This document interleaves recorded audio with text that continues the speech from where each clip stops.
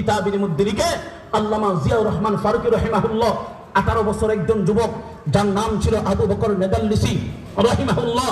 আল্লাহু আকবার। সে ছিল স্পেনের মধ্যে, যখন শুনেছে ইতালির মাটির মধ্যে আল্লাহু আকবরের ধ্বনি বন্ধ করে দেওয়া হয়েছে, কোরআন তেলাওয়াত বন্ধ করে দেওয়া হয়েছে।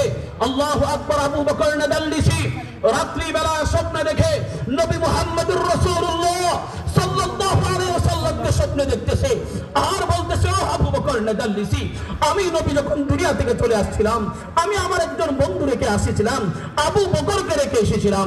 সে আবু বকর যখন ইসলামের বিরুদ্ধে কোনো মুসাইলামাতুল কাজ্জাব থেকে নিয়ে যত ভণ্ড নবী দাবি করেছে, যারাই ইসলামের বিরুদ্ধে কথা বলেছে, আমার বন্ধু ঝাঁপিয়ে পড়েছিল। আজকে আমার ওই বন্ধুর নামে তোমারও নাম আবু বকর, তুমি এখনো ঘুমন্ত অবস্থায় আছো। ইতালির জমিনের মধ্যে আমার নাম নেওয়া বন্ধ করে দিয়েছে, কোরআন তেলাওয়াত বন্ধ করে দিয়েছে, মসজিদগুলা বন্ধ করে দিয়েছে, মাদ্রাসাগুলা বন্ধ করে দিয়েছে। আবু বকর নেদাল্লিসি বলে, আমি আর ঘুমন্ত অবস্থায় থাকতে পারি নাই, ফজরের নামাজ পড়ে রওনা দিয়েছি। ইতালির জালেম বাদশার কাছে আমি গিয়েছি, গিয়ে বলতেছি, বাদশা সাহেব, আপনি হুকুম দিয়েছেন এই ইতালির জমিনের মধ্যে আল্লাহু আকবরের ধ্বনি হবে না, আজান বন্ধ থাকবে, কোরআন তেলাওয়াত বন্ধ থাকবে। আমি আবু বকর নেদাল্লিসি বলতেছে, আমি বলছি আজান দেব, আমি মুয়াজ্জিন হব, আমি ইমাম হব, আমি কোরআন শেখাবো, আপনার এই আইন আমি মানি না।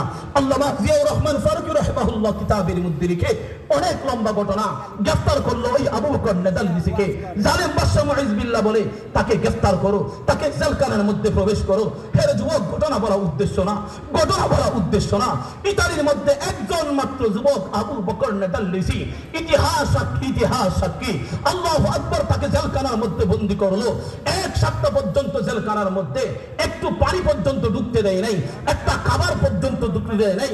আল্লাহু আকবার। বাদশা মুইজ বিল্লাহ জালেম, সে নিজে গিয়ে এক সপ্তাহ পরে দেখতেছে আবু বকর নেদাল্লিসির চতুর্পাশে আপেল, আঙ্গুর, কমলা।